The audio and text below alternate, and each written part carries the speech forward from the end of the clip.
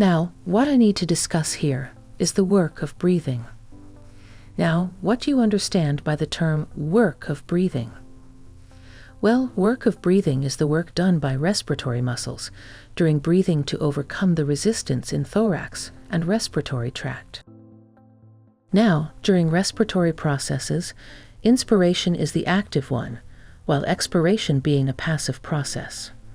So, during quiet breathing, respiratory muscles perform the work only during inspiration and not during expiration.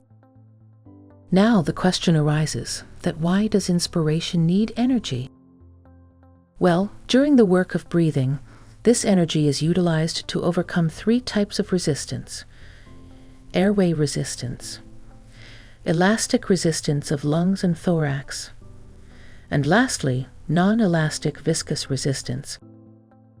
Now, airway resistance is the resistance offered to the passage of air through respiratory tract.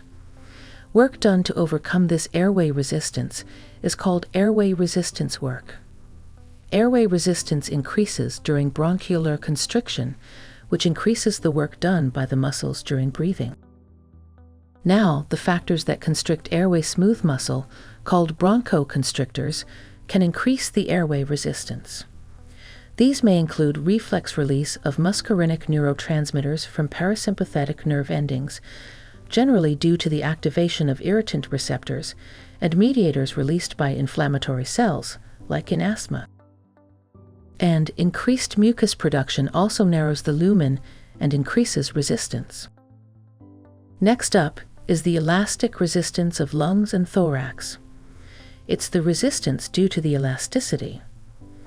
As energy is required to expand lungs and thorax against the elastic force.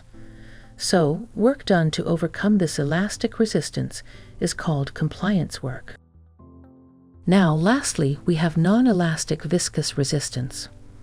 Well, energy is also required to overcome the viscosity of lung tissues and tissues of thoracic cage. Work done to overcome this viscous resistance is called tissue resistance work. Now, the work of breathing can be explained by the curve again that shows the relation between lung volume and pleural pressure. So, here you can see this green area shows airway resistance work. This gray one shows tissue resistance work. And the third one, or the compliance work, is shown by this area, highlighted in yellow. So I hope you are now much familiar with the movements of lungs, factors causing and preventing lung collapse, lung compliance, its types, measurement, and the work of breathing. Now, without making a further delay, let's head on to cover the remaining parts of the video. That are the most important ones.